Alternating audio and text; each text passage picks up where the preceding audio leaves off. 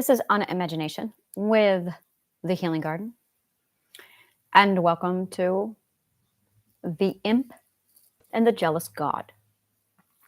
Once upon a time, there was an imp with his eye of story,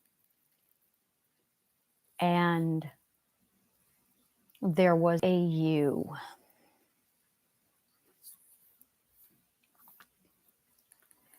Now, this ewe desired the eye of story that belonged to the imp, for this ewe was jealous.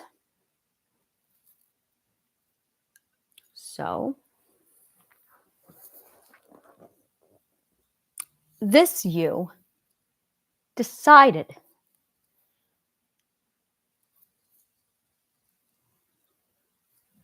to take understanding and remembering away. And when that happened, the ewe also changed the eye of story to a snake in a garden. Now, everything was fine so long as no one understood and no one remembered.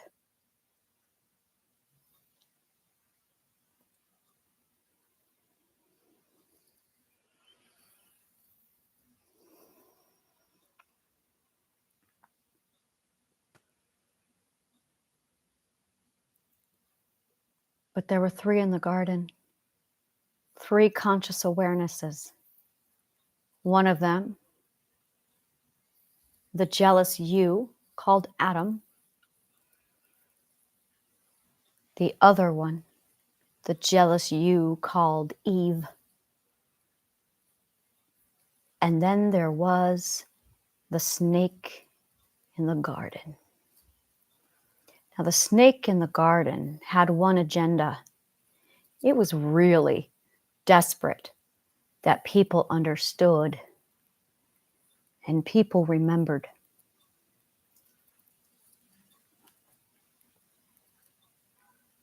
So, the snake in the garden went to the woman and said, "Eat of that tree. Eat of that tree and understand."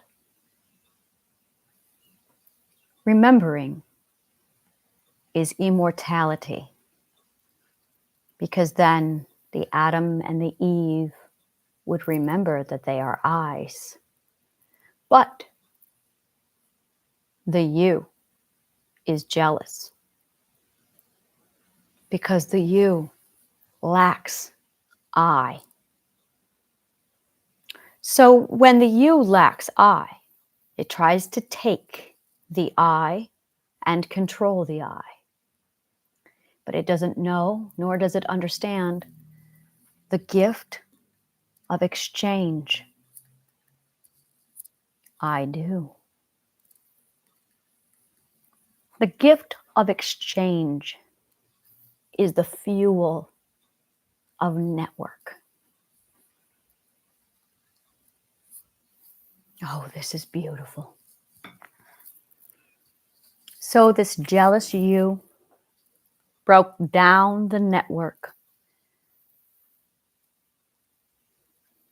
took away their understanding and took away their remembering, and changed the imp of I to a snake in the grass. Now, Eve and Adam, they ate of the tree and they understood. And thus it was born the first prejudice, gender. But the jealous God was a narcissist God, because I have studied narcissism and I understand too well the powers and the maneuvering and machinations of narcissism. And this jealous you is a narcissist. Its only concern was to ensure its own I. That was never its own I to begin with. So it removed Adam and Eve from the second tree, the tree of remembering. Because if you are to understand, then you can remember. So, with them so close, they were cast out of the garden.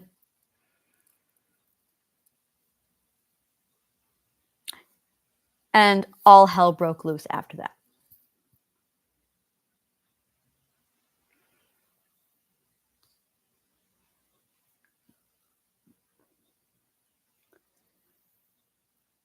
And every time that snake in the grass appeared in story,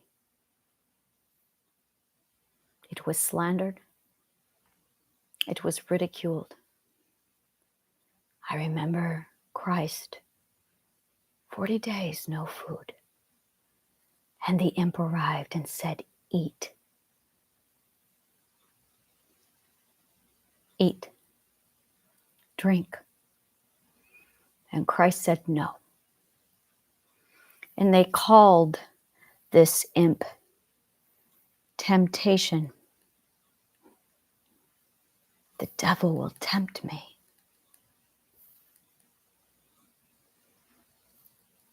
The devil is I.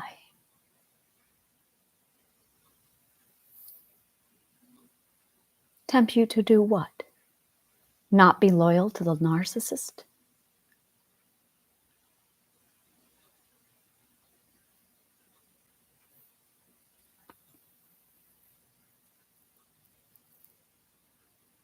God has to be part of every part of your life, just like a narcissist.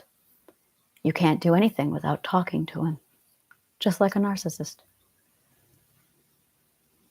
Include everything you do. Make sure you include God too, just like a narcissist.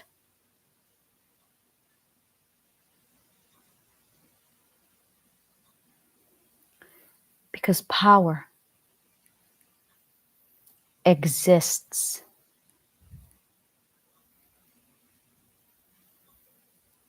in the belief of a mindset.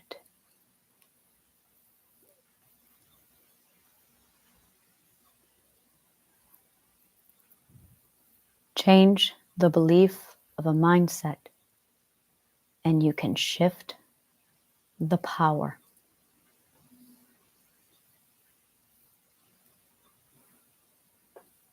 But if you seek control, then you want to make sure they don't have that power.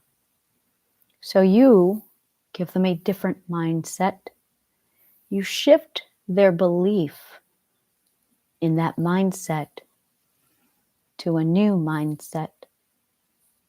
And the mindset you give them is strategically written out to keep you subservient and obedient to the narcissist. Now, it's going to take belief in a new mindset to free you. And it is the same mindset that holds you to religion, that they hold you. The same mindset that a system holds you to. The same mindset that a forced family holds you to. A forced, non-consensual network. And your network might be heritage, location, culture, wealth, a job. Make them think they have no control. But didn't your God give you free will?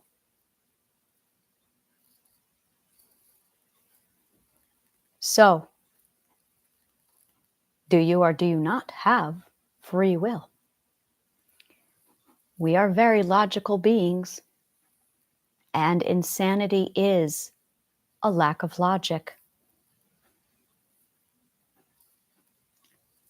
One cannot believe they have free will gifted to them by a God and also claim that they cannot control. For that would be illogical, insane. So either you have free will, a gift from your God, or you don't.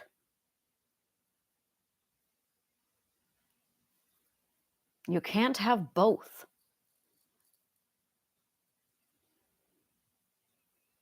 Isn't that interesting?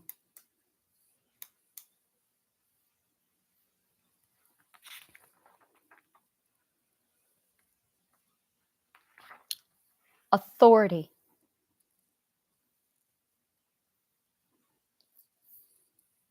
is the claiming and the taking back the ownership of your power.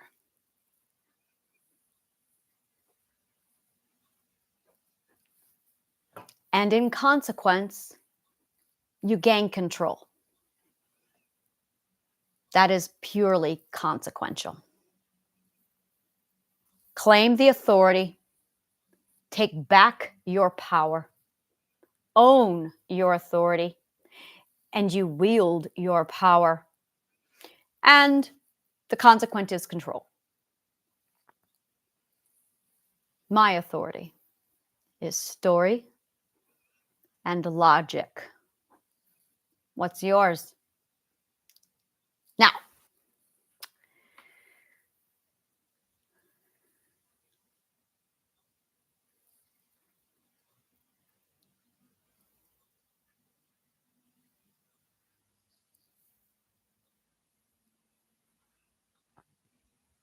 resources.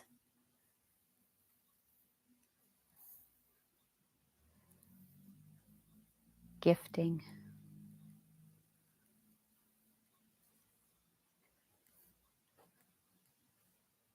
Money. Laughter is also a consequence.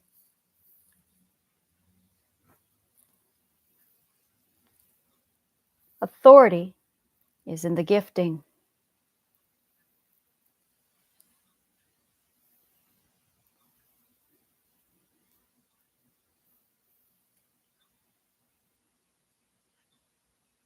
Resources are the power. So you can use gifting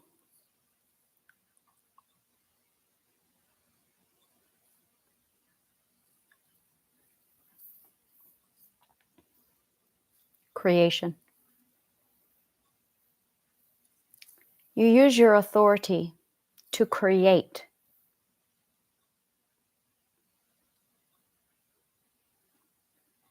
And then you have a resource, which is your power. So it's the gifting of your creation. Creation gifting. Offered. It is offered creation gifting. This is network. This is network.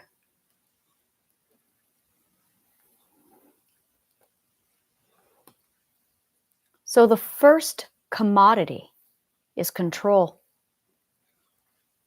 The second commodity is money or laughter.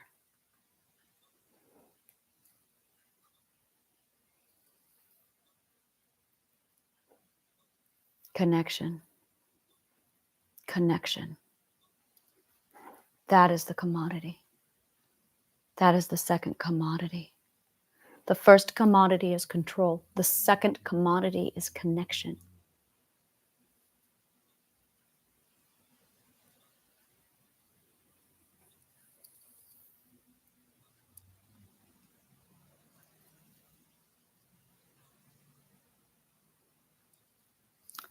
There's a triad, and I can't see the other one. Authority, you, they. I can't figure out the they. That's what keeps sticking me because I haven't gotten there yet.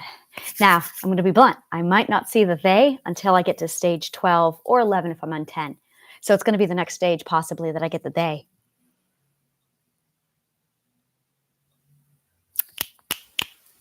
And if that's the case, then it's going to be the coming together of all of this. See, it's always 1, 2, 3, and then the accumulation. It's 1, 2, and then learning how to do it together. So the first one, the first ethic, is the ethic of self-comfort, self-management, the self. But the second one is resources, the I and the you. And then the third is bringing those things together, and it's learning how to do the balance. And then you have the fourth perspective, which is self-government and accountability, self-government, accountability. But in the sixth stage, you bring them together. And when you do that, you find a third. The third is the offspring. The third is the offspring. It's not 1 and 2, and then, oh, we got it backwards because we're oneists. Oh! The tree is not 1 and then 2. It's 2 and then it's 2 and then 1. Ugh. So the I and the you, I had it backwards, upside down actually, makes the they. Boom. That is breeding. It's breeding. I figured out breeding. All right. This is breeding. That's what this is. The secret to life is breeding. All right, here it is. This is fantastic. I had it upside down. So it's not this. It's not I and you and they. It's you and I to make they. That's what it is. I got to go back on all of my triangles because they're all upside down. Oh my God. It's breeding. Oh, and then the they connects over here. The they then connects there. And boom, boom, you've got another one. And you have another they. So this they gets to decide if it's an I or a you. And to be blunt, you get to choose to be both. So it's the I and the you. And you basically take turns being the I and the you. So in case of mine, I am the imp queen and he is the imp king. And together we make a they. And then this they becomes whatever it needs to make. And it connects over here. And then it creates another they here. That is network. But we're thinking like biological. And it's not biological. It's imaginative. It's creation. You need two gods. You need two gods to create, just like you need a man and a woman to create, because he made us in our own image. We're separate. We're mirrors where we have to copy the one, but there isn't a one. It's a two. It's a two. Because we're oneists, so we thought there was only one God, but that doesn't even make any sense, because then how do they breed? But we're oneists, so we kept thinking like a one. And how do they breed when you're only one? Dimension. That's why we're dimension walkers, is because when you are one, then the only thing you can breed is with, oh my God, us and our stupid oneists. We have an obsession with one. Everything's going to be one. It's going to be one. Who's going to be first? Who's going to be last? Who's going to be the beginning? Who's going to be the end? And it's like, no, stop thinking like a oneist. This is our weakness. It is our weakness. Okay, so stop being a oneist. We are all, oh my God, this is beautiful. So you have an I and a you. Okay, so let me go over it one more time. In my Father's house are many mansions. If it were not so, I would have told you. I go to prepare a place for you. And if I go to prepare a place for you, then I will come again and receive you unto myself. So the I will receive the you. For where I is, you will be also, which means I will always be with you. Isn't that beautiful? I love that part. I will always be with you. I'm going to I will always be with you.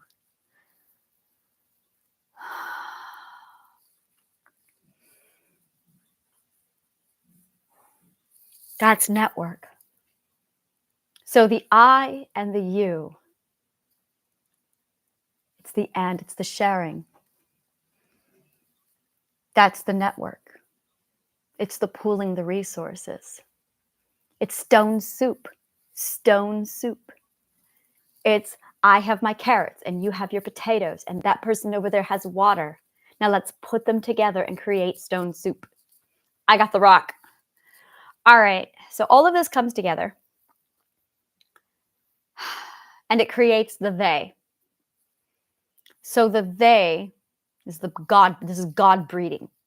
But it doesn't, I say, I'm still back on the fact, all right, let me try something different because there's also 4 in here.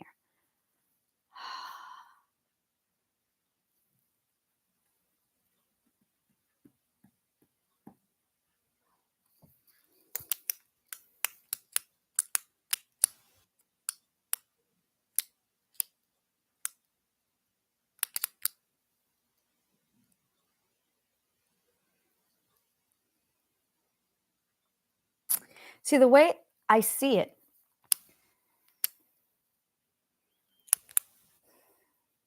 all right, I am one. I am the I. No, it isn't one down with just the I and the you. That's hierarchy, that's patriarchy, and that's the problem. It does this because it's a network. So I have 2 yous, yous. So I have you and you. That's actually my network. So I have I, and then I have you and you. And for my own purpose, I'm going to put their name here so I know who I'm talking about. Okay.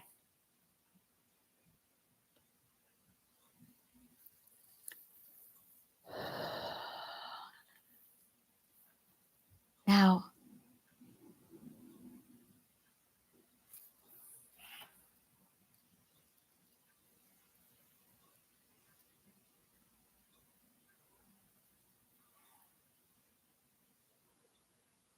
see, I have him, I have me, and then I have him.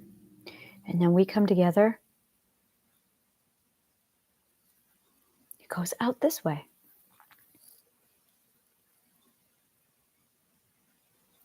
It is as if his you is here.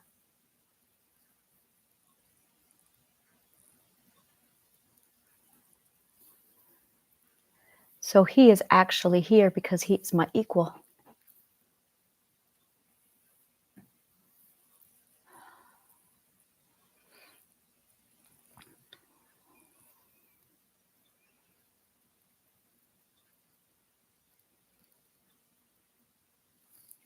I'm drawing a map of the network.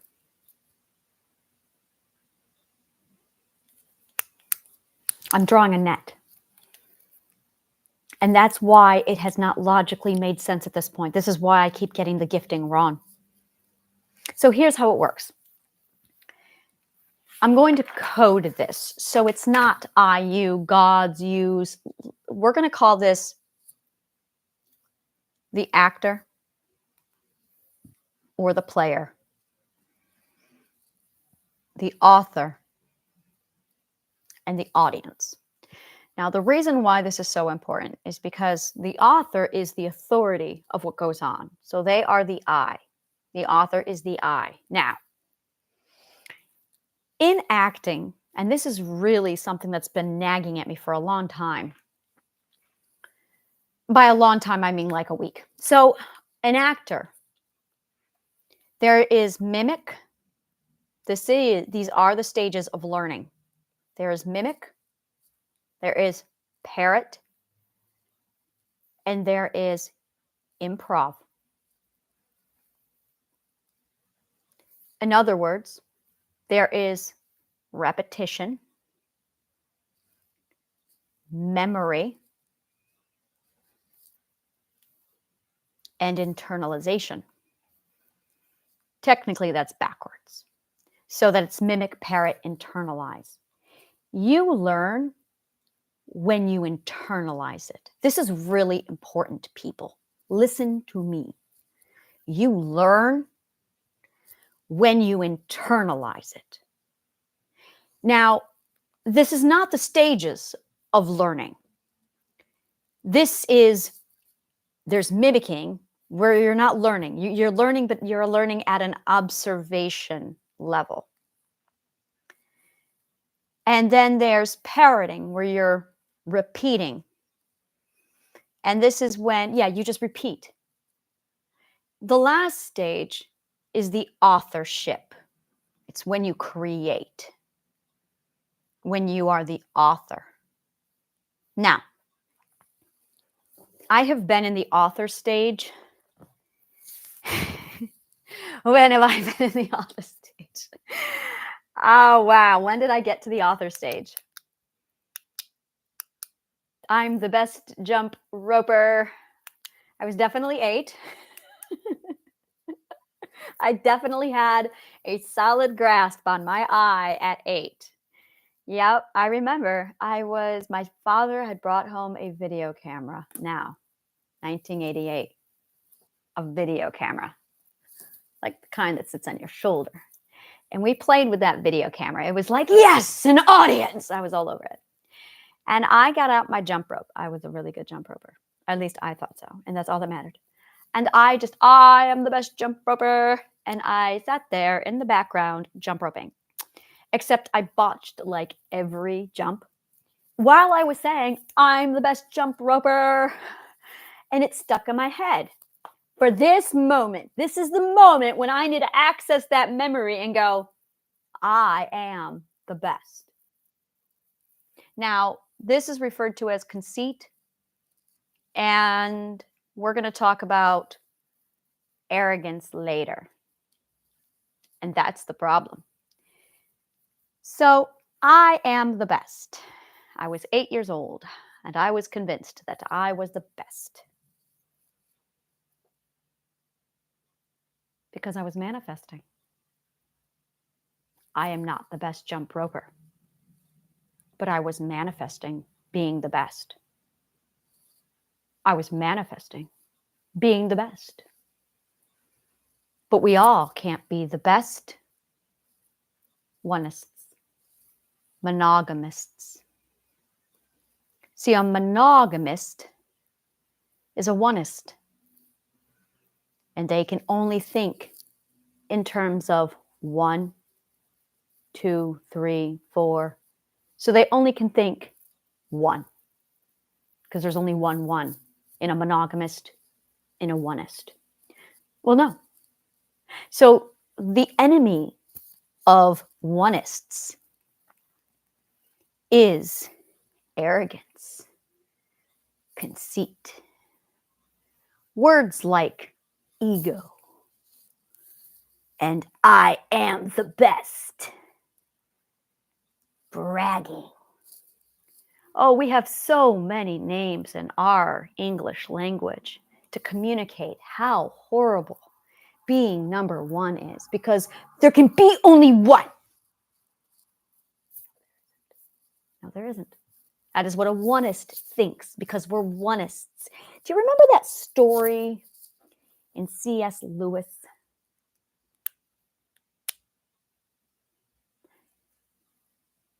I think it was The Dawn Treader, book 2 or book 3.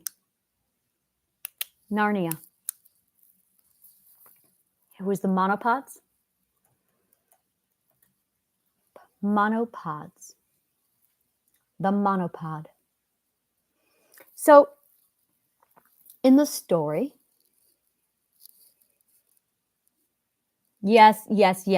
C.S. Lewis, God forbid, he come up with any original material. So the first 5 things here are all of the sources that he used to pull for his plagiarism. I really don't like C.S. Lewis. So in The Voyage of Dawn Treader,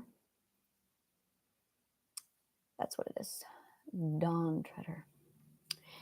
there is a moment when the children arrive at this city, this culture, this planet, this dimension of monopods. They are people with one leg and they're sad.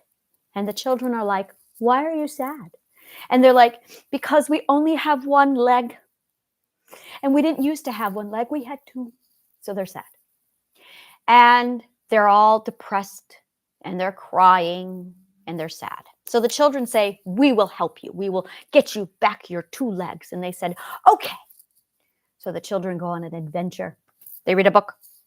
And when they read this book, they find out that they were always monopods, that no one bewitched them, that they are who they are supposed to be, and that they never did have two legs. So the children brought the book back and they said, "Here's the story." And the monopods went, "What? This is the way we are supposed to be?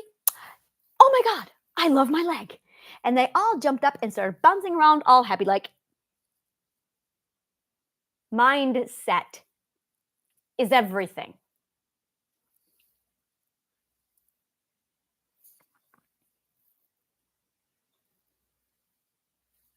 Mindset is everything. Remembering who you are is everything.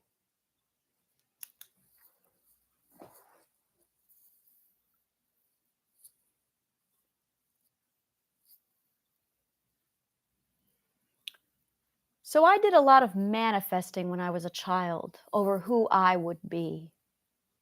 The thing is, I exist only in perspective. Gotta love this shit, right? I is abstract, but a bunch of concrete thinkers couldn't understand that because they're oneists. So they thought the I exists in reality. And that scared them because they want to be I's too. Well, they are. You are all I's. This isn't a competition. This isn't a hierarchy. That's oneist thinking. So oneists thrive on scarcity. And oneists love hierarchy. And oneists love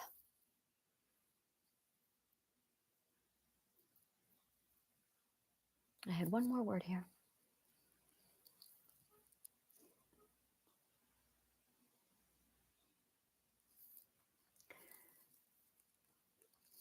One. They can't grasp their head around it. At the same time, they hate individuality. They love fairness. Oh my God, do they love fairness? So long as they can be one. They only love fairness if they can be one. Competition. That's what it was.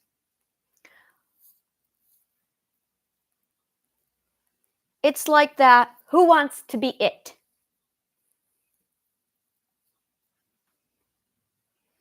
No one wants to be it. Isn't that funny? They all want to be used in the game of tag. But any other time, we're fighting over who gets to be it. So oneists love scarcity, hierarchy. They love fairness, only if they get to be one, though. They love power, competition. Actually, they're very competitive, so long as they can be one.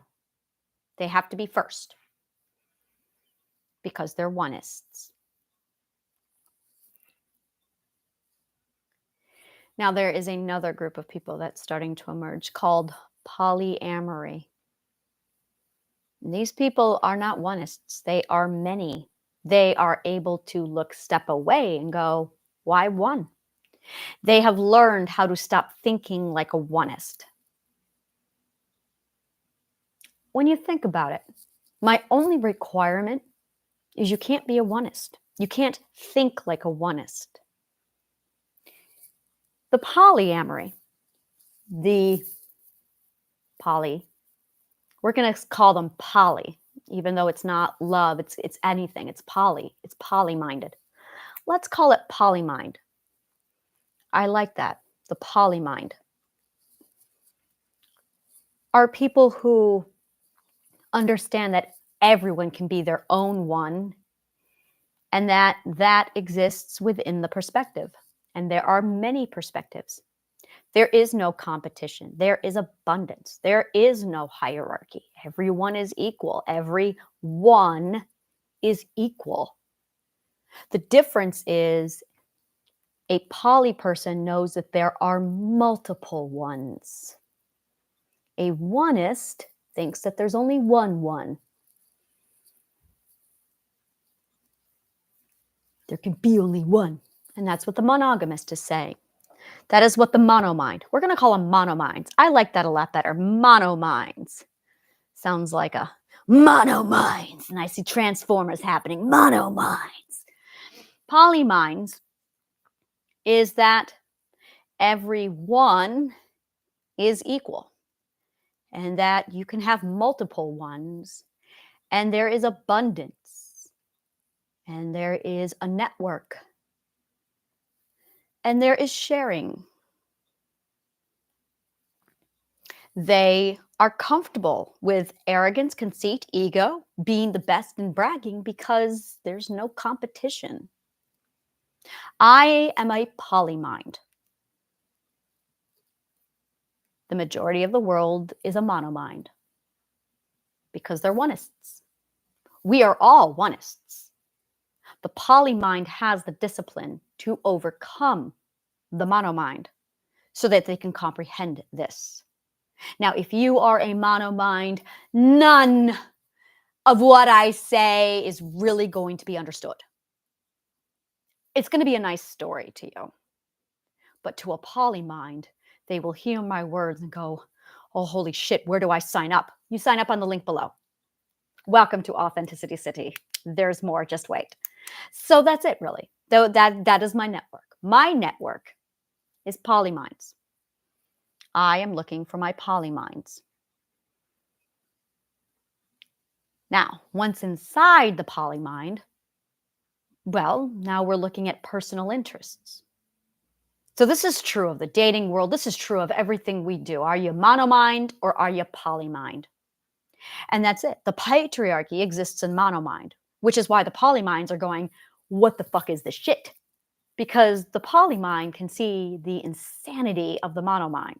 And the reason why the monomind is so insane is because there is so much illogic to it. For instance, oh my God, that's my last video. I'm not rehashing that. There's more, but monomind. And that's the wonderland. I'm going to close the door on that insanity because it's illogical. So in polymind, it's logical. There's growth, there's evolution. There's the understanding that we all have different perspectives. And there is the respect for your story versus mine. Now, the key is to find your own story so that you can know who you are. But you need your own story, your own archetype, your own system. You need to know who you are. Now, if you hear my story and you go, oh, that's ringing true with me, take it, make it your own. Oh, please make it your own. Interpret my stories however you want. They can be hope, they can be entertaining, they can be educational, they can be metaphorical, make them allegorical or literal, whatever you want. They're up to you because it's my perspective, but it's your story because you're in the audience.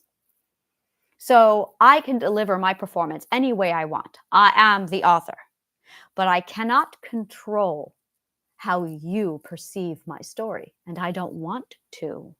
This is where perspective abuse comes in, where the author communicates to the you, this is the story, and the author then tells you how you have to interpret it. That's the problem. Under no circumstance should an audience member ever correct the author. And under no circumstance should the author ever tell the audience how they should perceive their story. What kind of a world would we live in if the author mandated that the audience interpret their story precisely?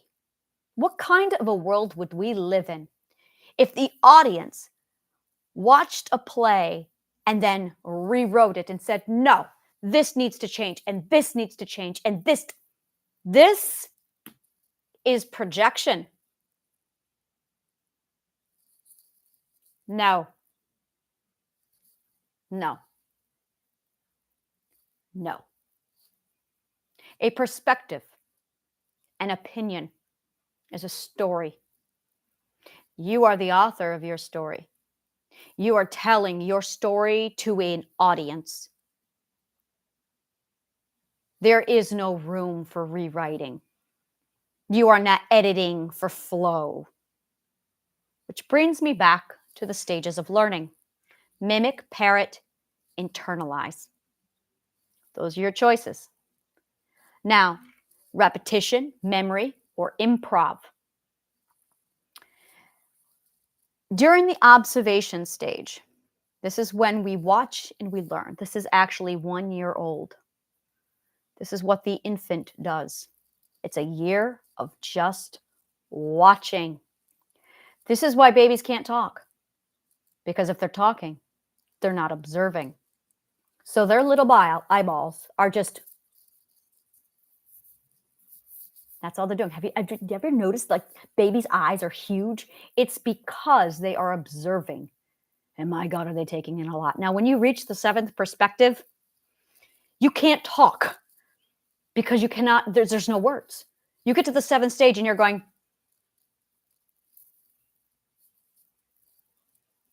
and you look. And there is no possible way to explain what you see.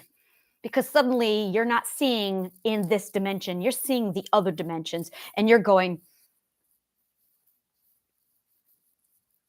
and people are like, what's wrong with you? And you're thinking things like, if I try and explain this, they're going to think I'm crazy. So you just go. So you're alone and you're isolated and you're looking out going, holy shit, man. And you can't even articulate what you see. I remember at the end of the 7th perspective, I had this moment where I thought, I suddenly really value communication. Boom, that was actually the ethic. It was that moment. I have decided to value education or communication. Boom, the 8th perspective happened. It's like, okay, as soon as you decide what to value, that is it. It's the decision. That is how you shift perspectives. You have to decide what is valuable. Yes, that is it. You have to decide what's important. When you decide what to value, then you get to grow up. So I decided at the end of the 7th perspective that I was going to value communication. And instantly, the 8th perspective opened up. It was as if the gods, who are these people anyway? It's as if these other eyes came along and said to me, here, you've earned this now because you fucking value it. And I'm going, great, communication. And I went, and I spoke. I spoke and I spoke and I spoke, just like a 2-year-old learning how to talk. And you're thinking as the parent, oh my God, this child will not shut up. Yeah, they are learning how to talk. They have to. It is really important that you allow your children to talk. That needs to be a rule. Allow the children to talk. That is like more important than rule number 1. That is a preliminary rule. Let the children speak. The children should be speaking before the adults. which is why they interrupt. Patience comes later. Don't try and teach them patience first. That is where we fuck up parenting. The children must learn how to speak first, and then they will learn dignity, and with dignity, they will learn patience. And that's where it all gets wrong. These are people who have literally spent the first year to 2 years of their life observing, just observing. And then they need to start talking. But as soon as they do, they get maybe 1 year before they're starting to get punished for it. Patience is crammed down the throat. Don't interrupt. Don't interrupt. No. Let the children interrupt. Let the children interrupt. Interruption is positive. Interruption means you have talked too much. Interruption means you aren't sharing the conversation. Interruption means mommy and daddy are hoarding the conversation. That's what interruption means. Interruption is good.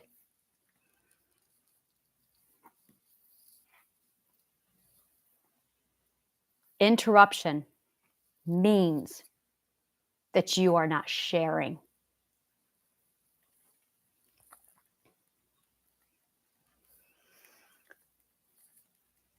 Now,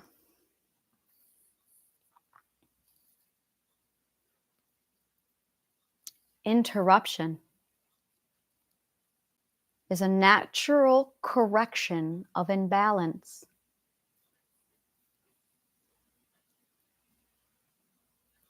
It is a natural correction of imbalance to the positive and negative energy. But if you never allow interruption, there will forever be an imbalance. I had a friendship for 17 years. This was my narcissist best friend who insisted that she uses me. And when I finally said, no, you can't use me, she threw me away. Actually, and I remember properly now, I set a boundary and told her, no, you're not going to use me anymore. And so she dumped me because I set a boundary. So good for me. But the last 2 years of our friendship, she did all the talking. Every time I opened my mouth, she said, excuse me, I'm talking. And then she would talk. Now I would watch the clock. 40 minutes would go by. 50 minutes would go by. I could not say a word. I would finally open my mouth. Excuse me. I'm talking. And then another 30 minutes would go by.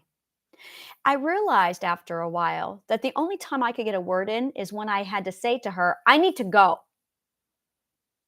That was the only time I was allowed to speak.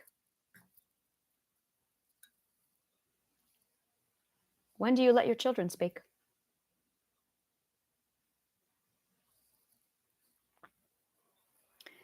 It's actually something I look at now. Whenever I meet somebody, whenever I have someone come into my network, I deliberately make sure that everyone has time to talk and that there is a balance.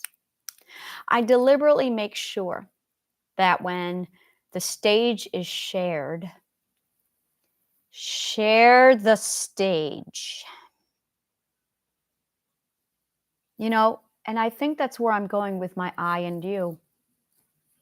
Because sometimes my imp is the imp, and sometimes I am the imp.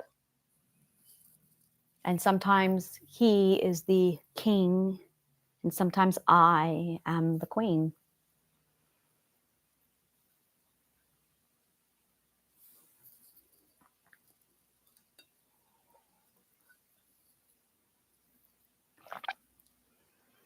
And I cannot figure out this third person. There's 3, and I just can't figure out their placement. I cannot figure out who that third person is. And I want to say it's a spectrum. I want to say that my imp is one extreme and I am the other extreme. And then there is the in between.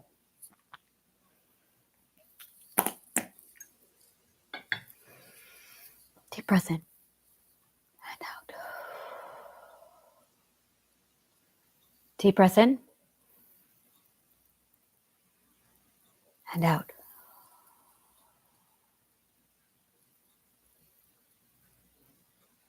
It's really hard to integrate. It is really hard to integrate. I'm going to try it again. I've been doing this so many times now. I'm going to try it again. When I podcast, I want story. I want research. I want comedy. I want healing. I want meditation. I want positive affirmations.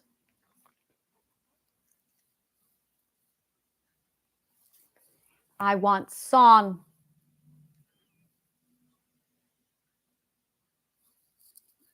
I want theater. I want meter. I want a Q&A.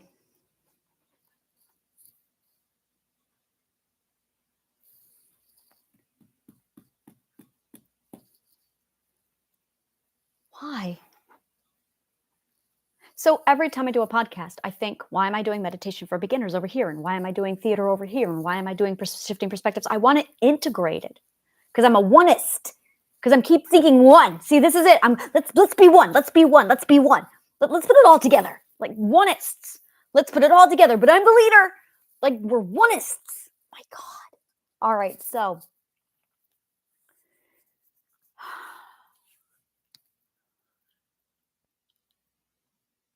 and I'm trying to figure out how best to do this.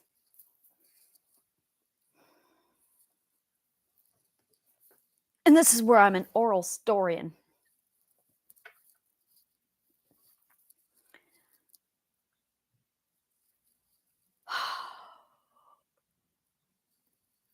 I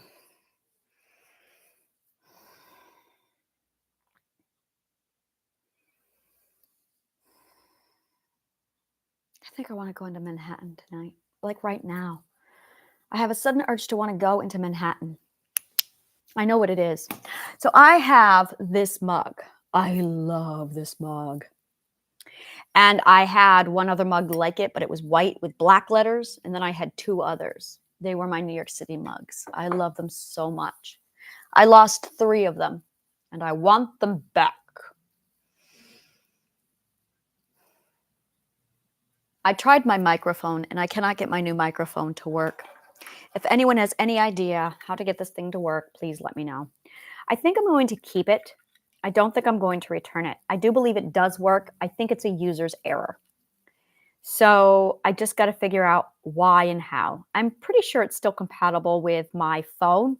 So I'm pretty sure if I were to do like something from my phone, like a reel, this will be really great. And that's fantastic because this sucks for my reels. So I'm really, and honestly, if this does the job I think it's going to do, then my reel qualities are going to go through the roof, which will be fantastic because I love doing reels, but the only reason why I don't is because I don't like the speaker. So worst case scenario, this is going to be great for my phone. I'm certain of that. I am certain of that, which is what this little thingy is for. So yeah, so I'm pretty sure, like I'm very confident about that. But that leaves me still with the problem of I don't want to use this because it constantly like picks up really bad quality. And I realized if I pull it away, like as I'm talking to you, I'm doing this. So it pulls it away a little bit so it doesn't cause as much irritation from the speaker. So I'm still trying to figure out my speaker problem. All right. So story, research, comedy, healing. Goddamn oneist brain.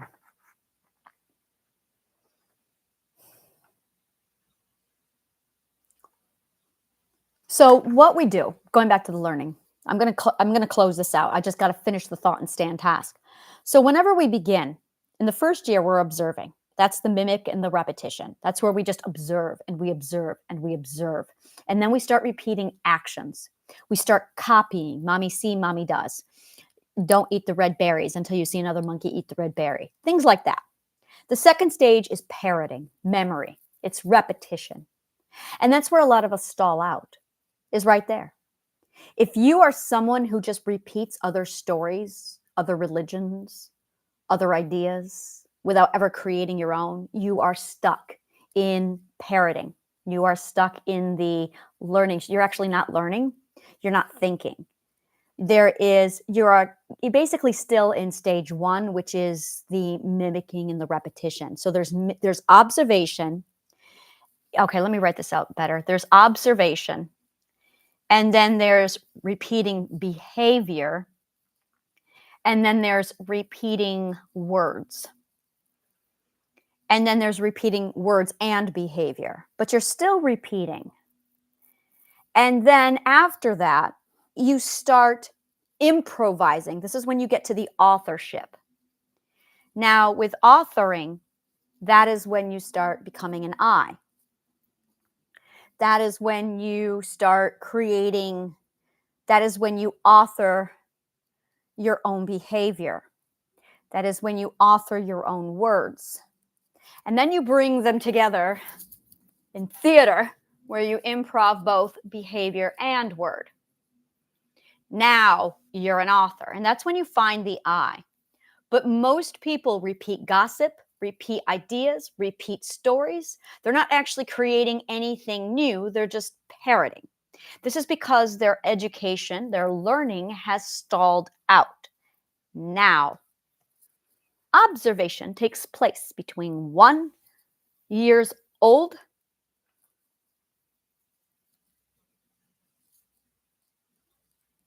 Two is repetition. 3 is authorship. 4 is observation. 5 is repeating. 6 is authorship. 7 is observation. 8 is repetition. 9 is authorship. 10 is observation. 11 is repeating. And 12 is authorship. Now, observation, repetition, and then authorship. Most people are in stages 2. There.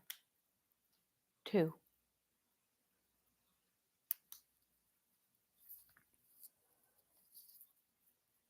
Yeah.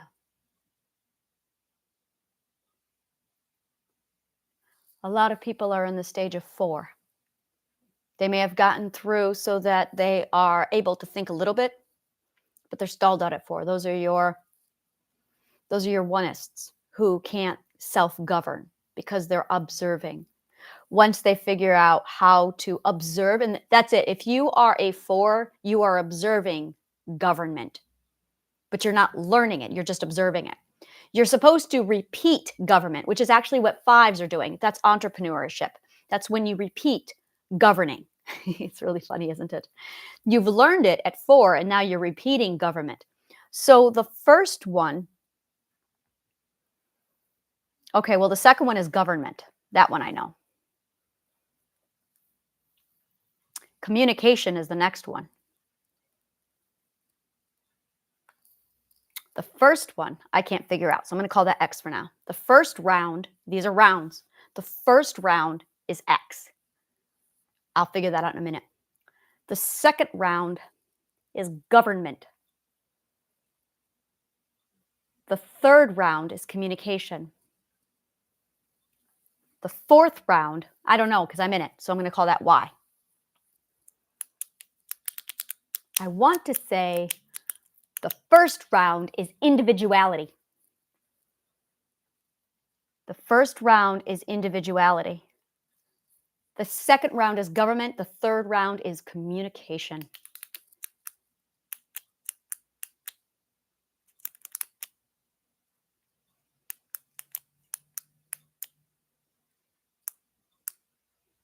I completed the first round 1, 2, 3. By the time I was 2 years old, I completed the first round. By the time I was 4, I was already self-governing. So I was already in the government stage at age 4, which is right where I should have been. My communication got stalled out. Mm-mm. My government got stalled out. I made it to ethics 6, but my mindset got stuck because of the abuse. So individuality, government, communication, I want to say it's authority. Power? No, it won't be power. It'd be authority. When you take individuality, government, and communication, now, boom, you have authority. But you have to master individuality, government, and communication. That's when you get authority. I want to say it's authority. So 10 is observing authority. 11 is repeating authority. See, now I want to say I am in the 11th perspective because I am repeating authority. Now I'm solid that this is the 11th perspective because I've been observing authority. That's all I did with the 10th perspective. I was observing authority. Here I am now. Okay, now I'm going to repeat it. And then I'm going to author it. Author the authority. So individuality, government, communication, and then authority. So those are the 4 rounds. So you have 4 rounds of 3 learning stages: observation, repetition, and authorship. Most people are stuck in repetition of the first round. I'm in the 4th round. There. How's that for perspective? My father was stuck in observation of the 2nd round. My mother is still on repetition of the 1st round. So there are 3 parts to each round: 1, 2, and 3. Observation, repetition, authorship. The question is, which round are you? This breaks down the 12 stages. The first 3 stages tells you you are in stage 1. So when I say to you, you're a 2nd perspective, what I'm really saying to you is you are in the 2nd stage of the 1st round. 2nd stage of the 1st round. If you are an entrepreneur and you haven't quite learned accountability, you are in the 2nd stage of the 2nd round. If you are all about the witchcraft, but you are really untrusting of people and you don't know how to self-govern, then you are the 2nd stage of the 1st round. Now, if you are more into spirituality and you can feel the energy, you are of the 3rd stage of the 1st, 3rd stage of the 2nd round. That's it. 2nd stage of the 2nd round. You are a 2-2. My mother is a 2-1. My father is a 1-2. My brother is a 1-1, and my older brother is a 3-1. My sister is a, oh, this is making so much more sense. My sister is a 1-2, just like my father. So the majority of people I speak to, in fact, all of the people I speak to are 2s, are in the 2nd round. Well, I'm in the 4th. Now I understand. Now I have comprehension. Okay. All right. So once you understand observation, repetition, authorship, and that's it. And it starts with individuality, government, communication, authority.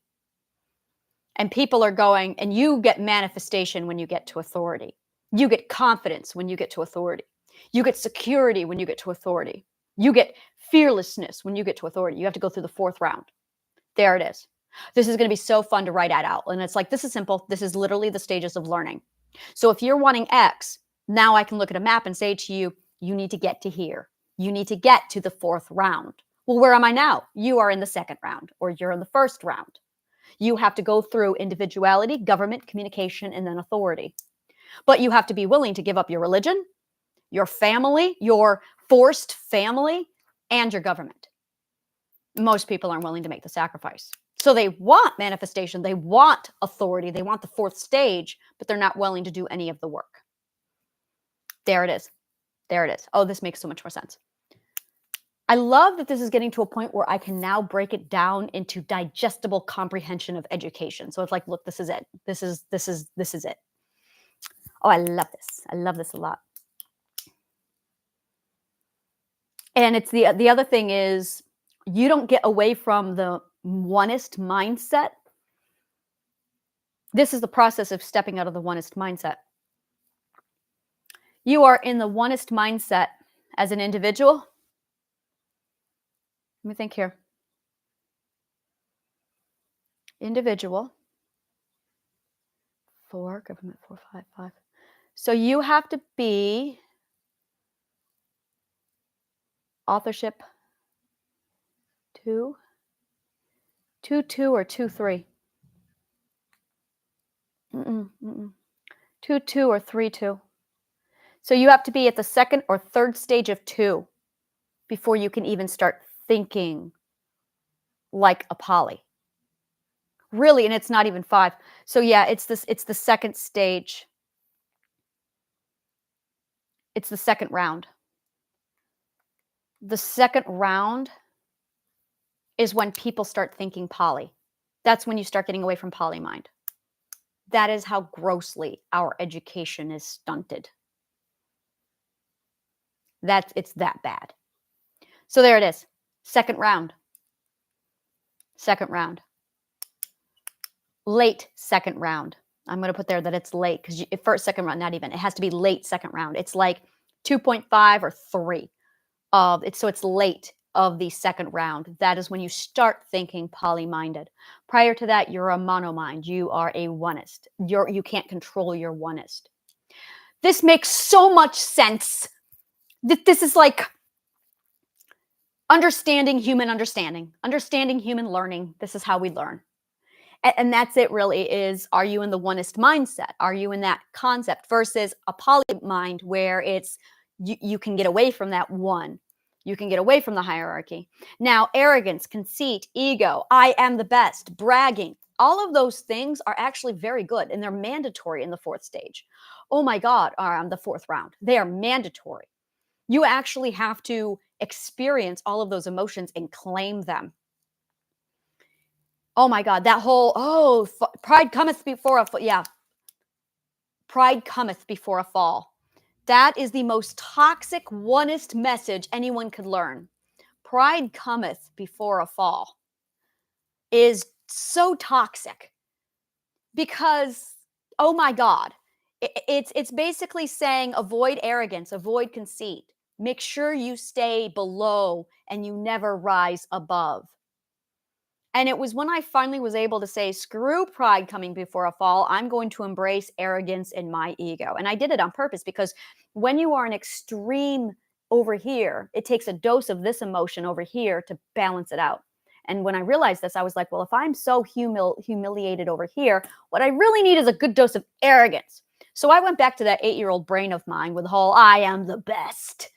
And I just said, fuck it, what have I got to lose? So I threw it all on there and I went through this really arrogant, egotistical stage. And I had so many people going, wow, you're so conceited. Wow, you're so arrogant. Or you are that humiliated and you're not used to seeing arrogance. Which one of us is right? Now, I loved this one conversation I had. I was talking to my neuroscientist friend and I was like all over the place with my arrogance. And he did it again. He's like, you might not want to call yourself a genius. And I said, you tell me who I'm hurting. And he went, well, I guess you're not hurting anyone. I'm like, if I'm not hurting them, why shouldn't I call myself a genius? If I know I am, and if you've told me I am, why shouldn't I? It's not hurting anybody. My ego does not take away from your ego. I'm really going to say that one again. My ego does not take away from yours. Unless you're a oneist, then it does. And that's really it. Your ego does not harm anybody else unless you're a oneist. But you don't understand this until you get to the poly mind, which you don't understand until you get to the fourth round. So suddenly it's a constant of, does my ego really hurt anybody? No. Well, it's not becoming. It's not, but it's not hurting anybody. And maybe, and I said this to my partner, I said, I need this right now. I need to be arrogant. This is healthy for me right now. I know it's going to balance itself out. I know that. And I'll be ready for it when the emotion's time. It was an emotional exploration. My ego does not hurt anyone else's ego. And that is really the mindset of the oneist. It's this concept that our egos are going to hurt other people's just for existing. And an ego doesn't take anything away from anyone else. What that is actually internalization. It is a narcissist internalizing. That is what that is. When the narcissist gets around someone else's ego, they internalize that pride and they immediately feel like it threatens their ego because they are projecting their insecurity onto you by telling you, you need to learn humility, which is really what my partner did the other day. He projected his own insecurity onto me. I needed to set the boundary, and I did. No, you are projecting your insecurity onto me. This is my ego, and it's not hurting anybody. It is healthy for me right now. He apologized. He backed right off, and he was like, he absolutely apologized. He said, you know what? Okay. I told him also, you actually need a huge dose of arrogance. He is so humiliated that he's in depression. Really, if you are in depression, you need a huge dose of arrogance. That's why so many people are depressed. You need arrogance. Arrogance solves depression. Arrogance cures depression.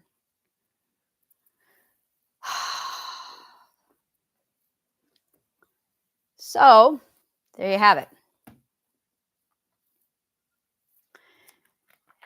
And when you have a jealous God that is a narcissist going around telling everybody, projecting their own jealousy onto everybody else to make sure that you stay in check, now we have an entire system that revolves around making sure arrogance, conceit, and ego and bragging are absolutely not present in the society. So now you have a lot of yous, a lot of people walking around without their eyes going, who am I? Who am I? Because they have not defined the I of their story because it requires authorship, which requires arrogance. So no, pride does not cometh before a fall. It wasn't a fall at all. What it was the pendulum swinging. I was really humiliated and then I got really arrogant. And then I discovered humble. I discovered humble and forgiveness. I would not call those a fall. Not at all. Love how they use those words, right? So arrogance not only cures depression, it actually leads to humbleness and forgiveness. And it gives you gentleness. But you have to have a massive dose of arrogance. You have to allow it. And it's not going to feel good. I'm going to tell you right now, when you first do it, you are going to have so much shame. And that just means pour it more on. Oh my God, you dose it.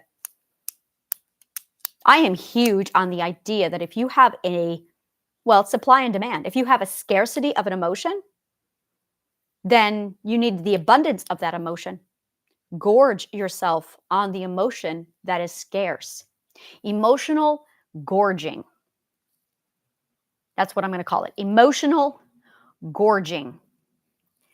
That is what I use in triadic healing. That's actually what I'm doing with a lot of my clients is I literally am giving them emotional gorging of the opposite of emotion and what they need. So if you have depression, if you have self-loathing, arrogance. and I dose her. I dump it on her. I'm just pouring it into her like emotional gorge. Because the more she takes in, the more it actually cancels out the negative. Because go back to negative and positive with emotions. If you have a surplus of a negative charge, you need more positive to put it in charge. Depression is a significant negative. Nothing is more negative than depression. So you need a surplus of positive. In order to do that, you require arrogance because these are negative and positive charged. So you put the arrogance right inside and it's going to lift it up. And it's going to take time because you're going to resist it. You're going to feel shame. You're going to feel guilt. Dump it even more, dump it even more, dump it even more. And it will rise it up. And then you'll feel great. When you finally hit the point of proper solid arrogance, you'll go, oh my God, I am really arrogant. Go with it. Just go with it. Allow yourself. And here's the justification. I have spent my whole life being depressed. I have spent my whole life allowing myself to be humiliated, living under the boot of people. No, it's time I be arrogant. And I allowed it. And then I settled right down into that equal zone of just humbleness and forgiveness. And now I'm going, wow. And you know what else I found? Dignity. And I just went, wow, this is a nice place to sit. All right, now I have authority. And that is where authority comes from. Now, based on that, I would say my partner is located. Yeah, he's stuck at 1. He's stuck in the first round. I know that because of the consequences that enroll.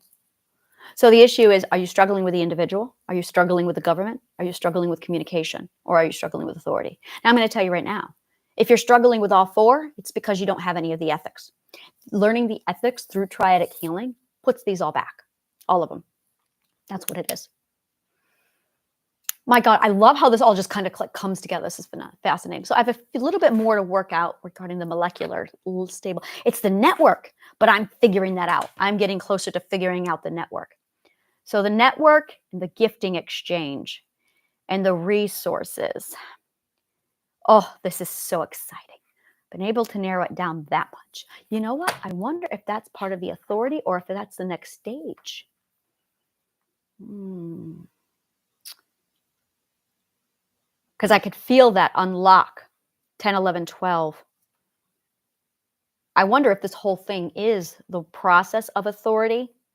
These are the stages of authority. That's what I really think it is. As I think it's the stages of authority. And yeah, it's the stages of authority. And the last one is actually resourcefulness.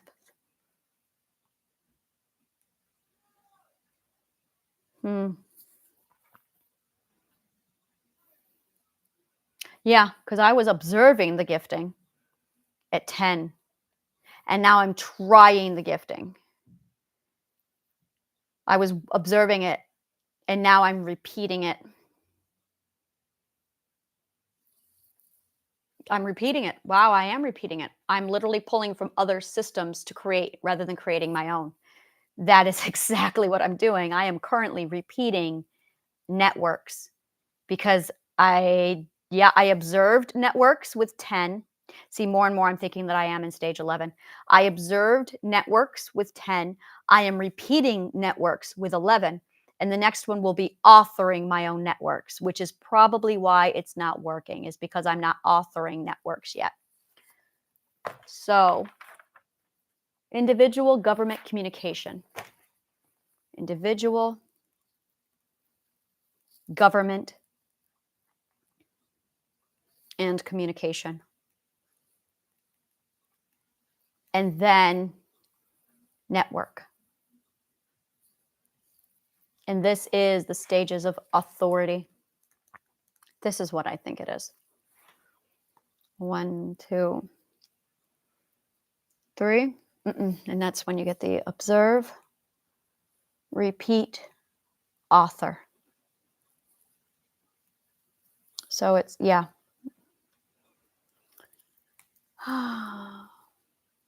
So you have, individual government communication network. Individual, that's the I. Government is you. Communication is they. And then the network is that dead center. Unless the dead center is the I, And it's you, they, network, or the whole thing is the network. And the network is the individual, the government, and communication. That makes a lot of sense, doesn't it? That there's four. And here I am thinking that there's four. And the network is the whole damn thing. Maybe network is in the middle. And the network is the individual, the communication, and the you. It's how all three of them come together. That would be the government. But it's not government. It's the network. It's the resources. So it's the individual, and then it's the resources, and then it's communication. Communication also has community in it. You see where this keeps like going round and round?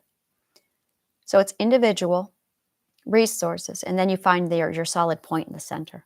All right, I'm tired. I need to like shut this down, and I think I'm going to go to Manhattan. All right. If you are in my network, if you think you are part of my network, if you want to be in my network, take a look at the list below. Take a look at the link below. Click on it and browse my directory and determine where it is you want to be in that network. There's no limit. Thank you so much, and may the kindest of words always find you.